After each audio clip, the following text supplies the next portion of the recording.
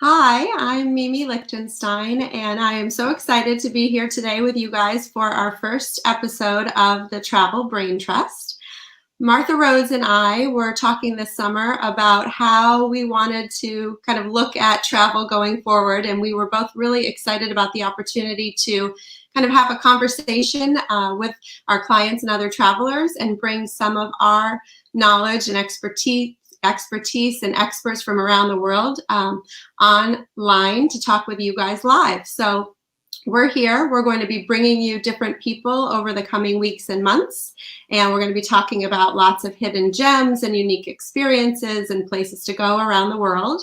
And we have our first guest here today. I will turn it over to Martha to give you a little bit of his background. He's sort of a flight expert and can give us lots of insights about what it's like to fly right now and what we need to prepare for. Thanks, Mimi. Welcome, everyone. We're excited to have you joining us today.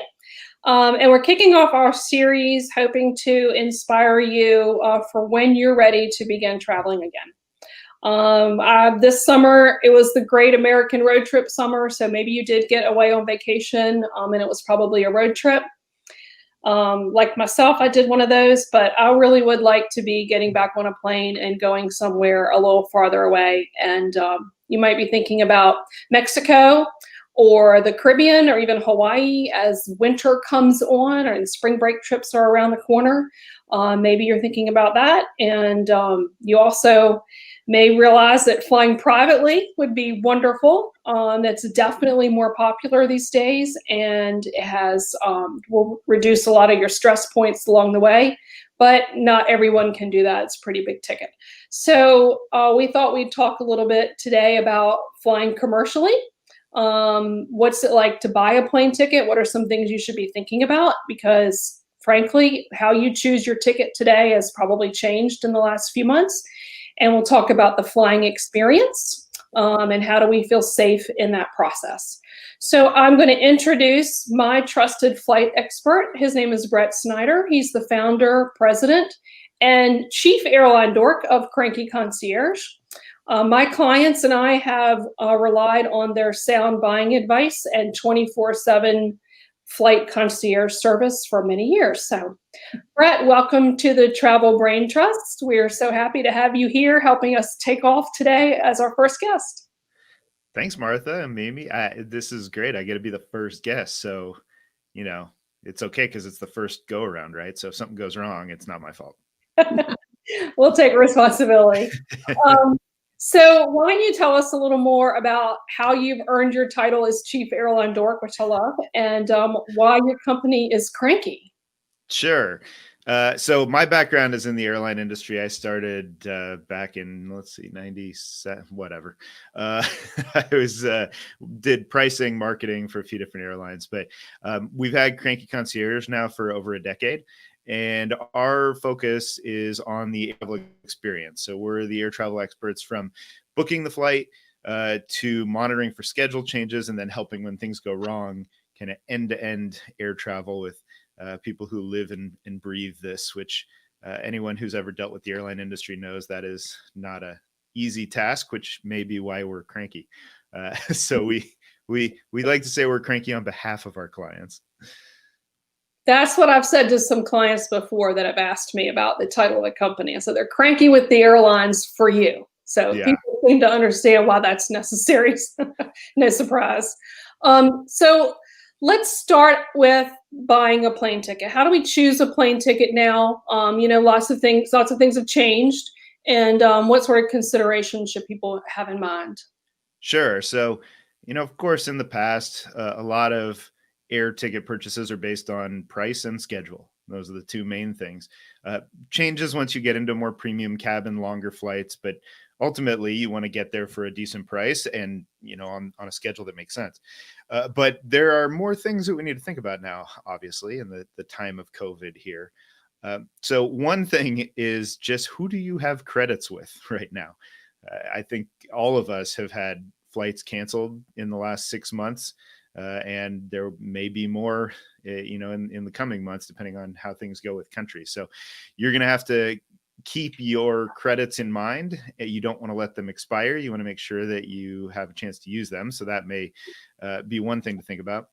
And then another thing, of course, beyond that is the flexibility behind buying a ticket with certain airlines. Some airlines will let you have a refund if things go wrong. Some won't. Some will extend your credits. Some will let you turn to points. There are a lot of different things you can do with that. So flexibility is really important. And then what I talked about before, the airline experience. And, there's a lot more now than there used to be. It used to be, oh, well, how big is the bed and what are the meals like? Well, now it's, are they blocking seats and how many people will I be sitting next to? And what are their cleaning things? And all these types of things that you have to keep in mind now. And so, Brett, that brings me to, I think, a question that most people have now if they are going to get on a plane. Can you give us an overview of who's blocking middle seats and for how long they're going to do that? Do you know how they're doing that by airline? Yeah. So, well, at least at last check, something may have changed in the last 5 minutes, but at last check, Delta is the one that is blocking for the longest. So they're doing it through the winter holidays until January 6th. Wow. And I should note, it's not just a middle seat. So if you're on an airplane where, say, it's 2 seats on the side, they'll let you sit in the window or aisle and then block the other one. So it's the idea of preventing someone from sitting next to you unless you're actually traveling with someone. So that's Delta. Southwest and Alaska have both recently extended. They're now at November 30th, so they get through Thanksgiving. JetBlue is at October 15th, last I saw, and Hawaiian has a more nebulous we are blocking, but there don't seem to be dates on that. So those two you can actually kind of keep an eye on and check with the airline directly. But those are the ones that are doing it now. And that, of course, leaves the big ones that aren't doing it are American and United. Yep. So that leads us to think a little bit about safety on the plane. So even if maybe you have an empty seat next to you, or maybe you don't, how safe is it on a plane in terms of catching stuff in the air? And I attended the Skift Global Forum. It was virtual, of course. And we heard from major airline CEOs, and they talked a lot about how safe it is actually to be in an airplane in terms of the airflow and how well the air is filtered. And, of course, he's a CEO of an airline. But I did hear that the facts are stunning. This is a quote of how safe it is to fly as like a space to be in. So do you have any thoughts on that you could share with us? I think that's true for the most part. I mean, the bigger issue is going to be just being in the airport if there's a crowd, or just getting to the airport if you're taking an Uber or sitting on a shuttle bus from a rental car company or something like that. We have seen a couple of studies. There haven't been a lot, but you may have seen something in the last week or two, where they were talking about a study that confirms that transmission is possible on an airplane. But when you actually read into those studies, it showed very little transmission. And this is when people weren't wearing masks. So even then, if you put on a mask, it is pretty safe. And the airflow does go from the top down to the floor. So the likelihood of being infected is only if you're actually in close contact with another person, as opposed to just circulating the virus around the airplane. So it does seem to be pretty safe from what we've seen so far. Yeah. Well, that makes me feel a little bit better about getting back out there. And I don't know, we have some questions that might come in during this, and I don't know if I'm going to just ask this one because it's relevant to now, but Melinda's writing in and asking that she heard that you can have more than the usual amount of hand sanitizer. Is that true? Do you know, Brett? That is true. You can now bring in up to 12 ounces of hand sanitizer because apparently that's not a threat, but water is a threat. So, but yes, feel free to. Now, Brett, no logic. Feel free to bring your jug of hand sanitizer under 12 ounces and, lather up on the plane if you'd like. Okay. Well, at least you have it in case you want to not only do your hands, but wipe down the seat or the armrests or whatever it might be. So perhaps you need more Sure. than usual.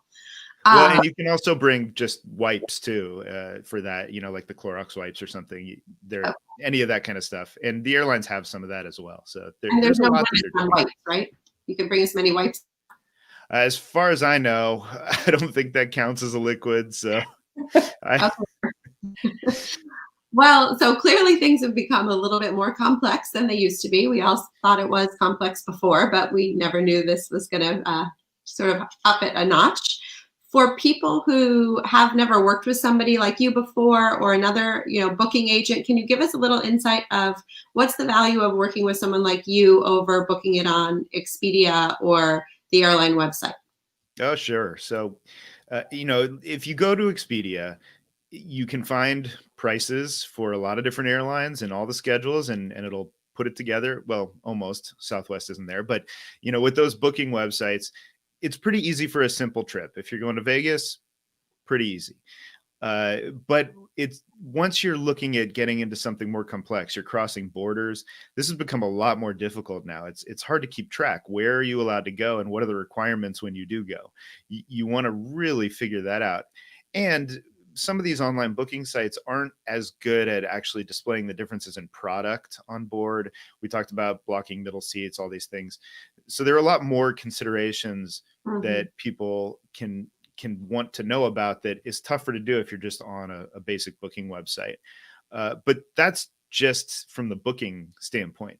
The problems really come in when you've booked and then something changes. So schedule changes are a fact of life now. They were before, but now they're even more ridiculous. They happen much closer to departure, and they can be much more dramatic. And so getting assistance from some of these big booking websites is really tough. So either working directly with the airline or with a travel agent, someone who's an expert like us, anyone that really can help you fix that, that's important. And then, of course, there's the issue when you're actually traveling yourself as well.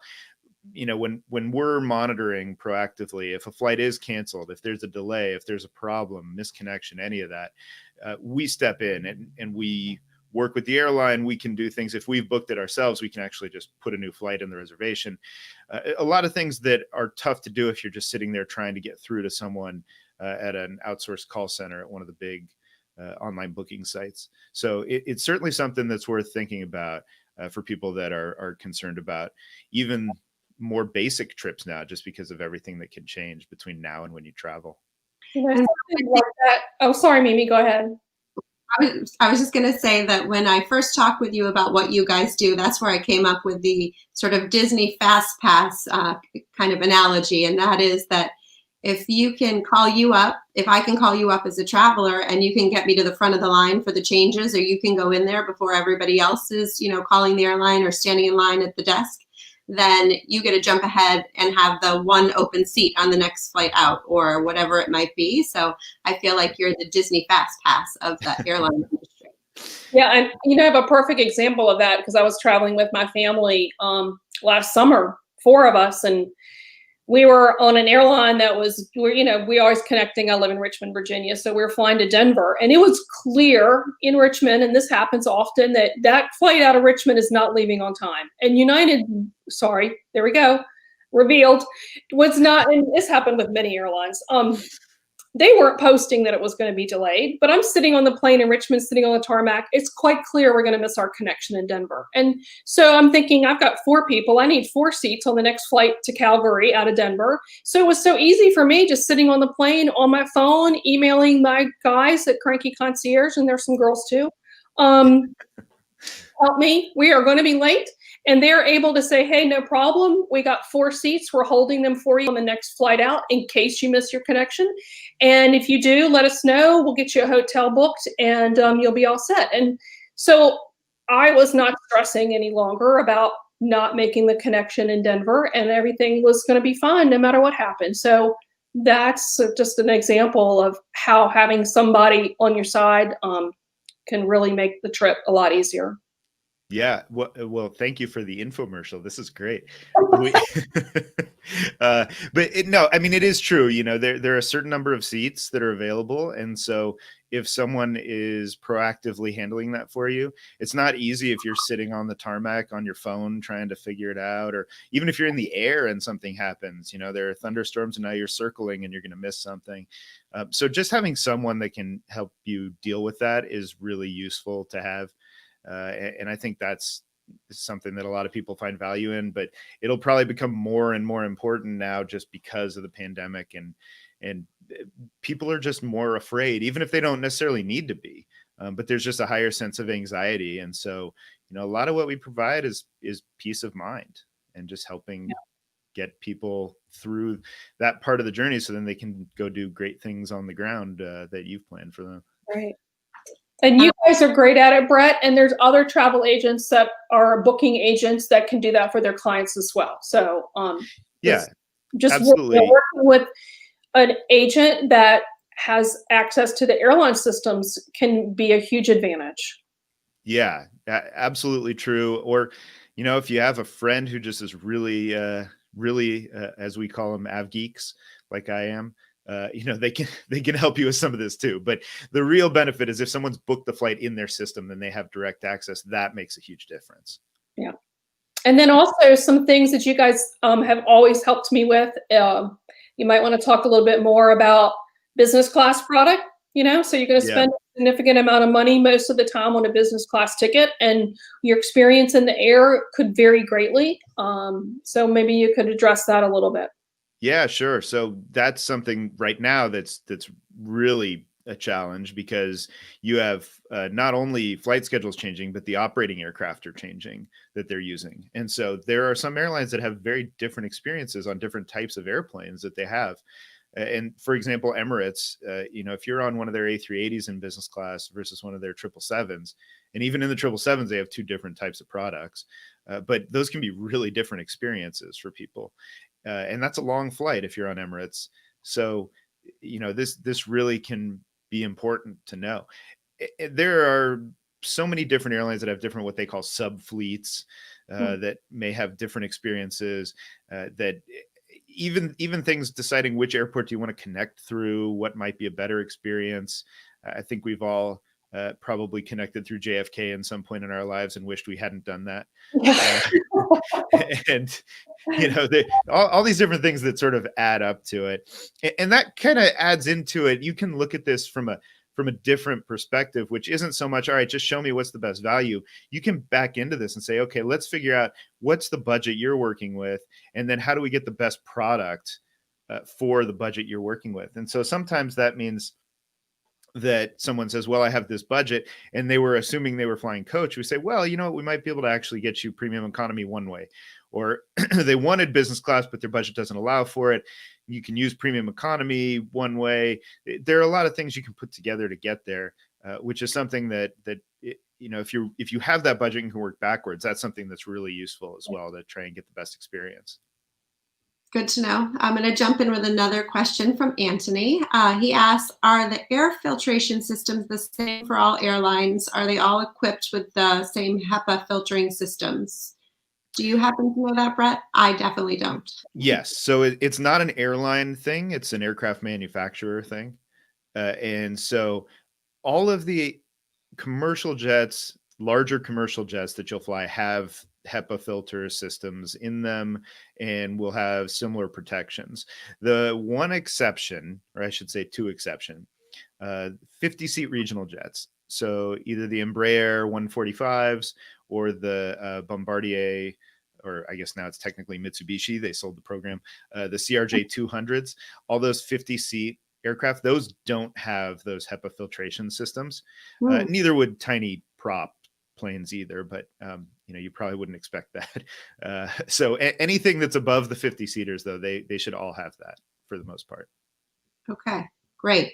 Therein lies some of your expertise front and center, that you have this information in your brain to show us. Thank you. We also touched on the fact that a lot of flight schedules are changing, and I know from what I understand, a lot of airlines have left their flight schedules as if we weren't in a pandemic, and as we get closer to the departure date, they then drop things, consolidate things, etc. given that the big flying season with holidays is coming up, what is your thought on where the airlines are right now with Thanksgiving flights and changing that schedule, and then maybe even the end of December for Christmas and the New Year holidays? Yeah, what you see today is not what's going to fly, for sure.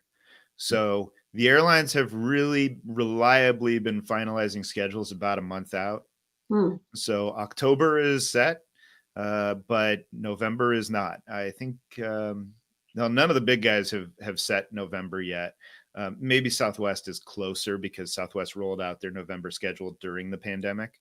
But if you're talking about American, Delta, United, they have not set their November or December schedules. I would expect that Thanksgiving will probably see that in the next couple of weeks. They usually make their changes over weekends. And sometimes United in particular, they'll even announce it when they're rolling out their next schedule. Others will just sort of do it and you'll see things change. So then, the winter holidays, you probably expect about a month after that. So yeah, what you see today is not what you can expect to actually be flying. Okay. So if you bought your ticket now for your Thanksgiving getaway, you might want to be prepared for some schedule changes. Oh yeah, absolutely. And this could be good for you. It depends. So some people have done this for many years, and now it's just the volume of schedule changes has increased, so it's even easier. But you can look at buying something on, say, an off-peak day. If the prime day is Wednesday to fly for Thanksgiving, you could try and book something on Thursday on Thanksgiving Day. And when that cancels, if it cancels, then you'll be able to move within one day either side. So you can move back to a flight on Wednesday and you won't have to pay any extra for it. There's obviously a risk if your flight on Thursday doesn't cancel. Oops. but that's just, if you have more flexibility, it's easier to do this and say, well, I'll do this if I have to, even if I'd prefer something else. So it can work both ways. It's a weapon that people have, but it's definitely something that can be a little stressful for people because things do change so close to travel these days. So stay flexible. It's the name of the game. Yeah. Yeah, these days for sure. All right. So just back to safety a little bit. Any tips that you might have for what people should be bringing on the plane so that they do feel safer when they're there? Yeah. Full body hazmat suit. Yeah. Don't do that, please. That's not going to help you. We already talked about this, that for the most part, flying seems to be relatively safe, especially if you're wearing a mask. And by the way, if you're wearing a mask, depending on how long your flight is, you might want to bring 2-3 masks, something like that. And maybe with different designs. And so what I've seen is sometimes you have a mask and it starts to get uncomfortable after some period of time. Well, if you have another mask with a different design to it, then it'll, maybe relieve the pressure on the nose or wherever it was. So bringing multiple masks can help. And besides, after a long period of time surrounded by other people, you might just want to get a fresh change anyway. Kind of like after a long overnight flight, you go and change your socks or something in the lab. Change your mask, bring some of those. We talked about sanitizer, Right. Bring wipes. Look, the airlines are doing a very good job of cleaning. You could argue they're doing far more than they need to do. You could also argue that they were doing way less than they should have done before, but that's a whole different issue. So, if you are comfortable with that and seeing what they're doing, then great. But if you're not, bring your own stuff. You can clean your tray tables. I know people that did that before the pandemic because they can get really dirty and disgusting. Clean the seat backs, clean the armrests, bring all that with you. The windows, do whatever you want. Whatever makes you feel comfortable. And that's really what I think the key here is do what makes you feel better, whatever gives you that peace of mind. Even if you know rationally that this is all clean, this is all fine, if it's going to make you feel better to bring some wipes or some sanitizer and wipe it down, just do it. Anything that makes you feel better. Mm-hmm. And I think Michelle had written in saying, are we familiar with any statistics coming out about the lack of transmission or transmission of COVID on airlines? So there aren't huge numbers of studies that have looked at this yet. In the US, we don't exactly do a great job of contact tracing, so it's hard to do that as well.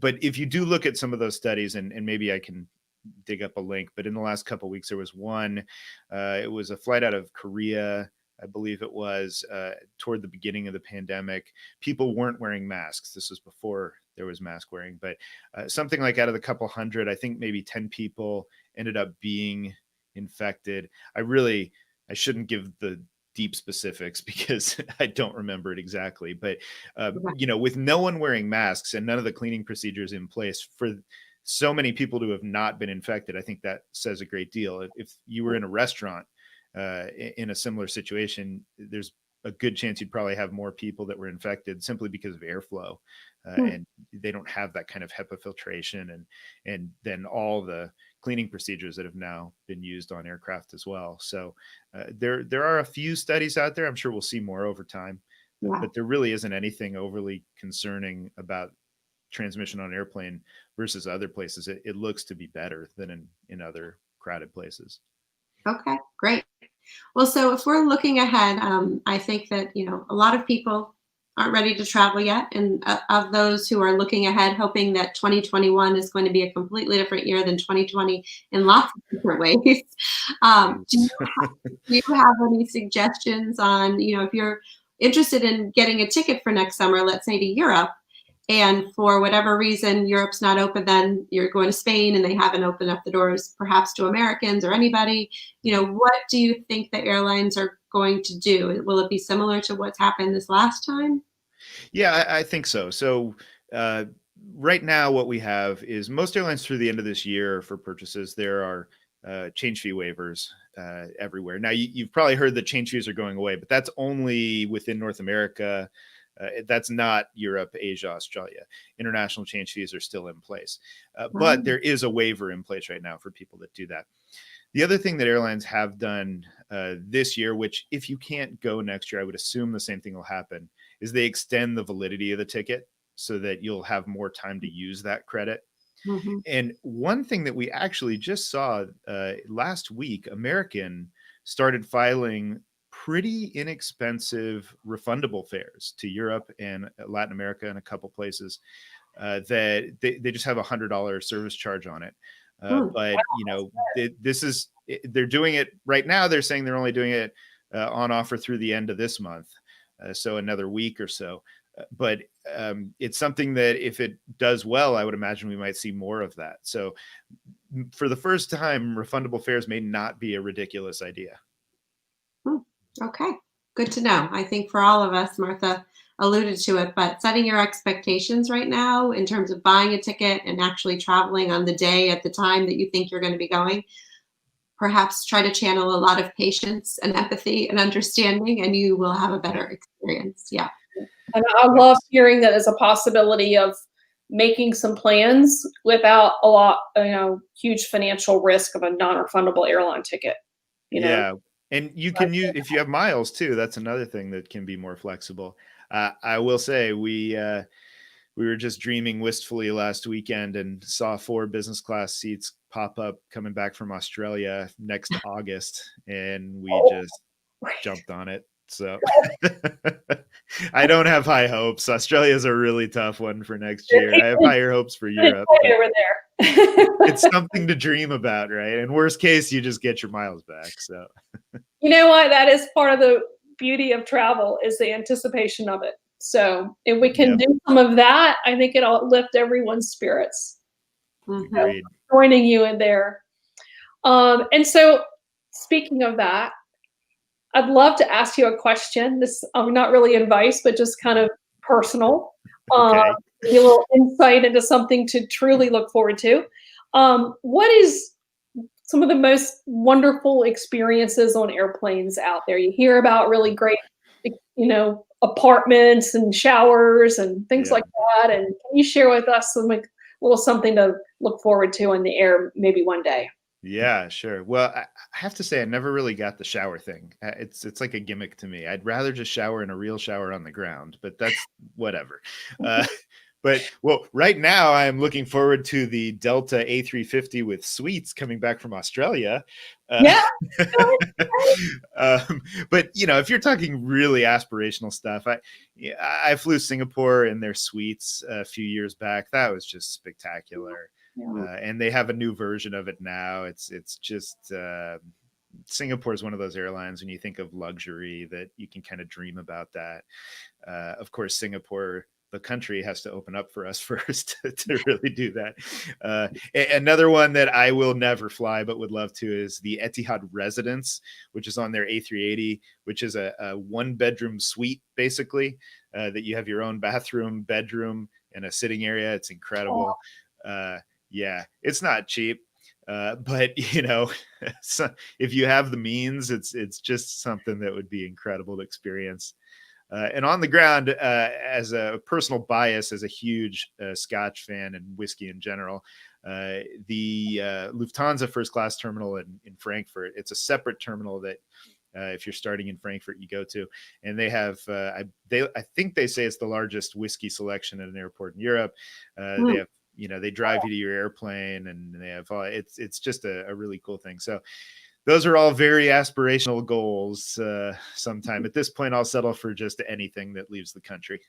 Yeah, sounds good. Okay. And then before we go, is there any other, maybe a little bit of advice so we can pass on, a little pocket-sized nugget of wisdom just for everyone to take home with them, in addition to all the other great advice you've shared with us today? Nugget of wisdom. Anything I've missed? I will reiterate this. I still think that if you have the flexibility, it's a good time to just grab flights for the holidays, because there's a good chance things will change.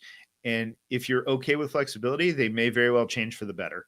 And you'll be able to actually benefit from it. People think of schedule changes as bad, but if you think of them as creating opportunity to shift a little, then it might end up being a good thing for you. So, grab your 3-pack of masks and get ready for the ride. That's great. Thank you so much. Buckle in. Well, I'll say we're essentially a little over our time.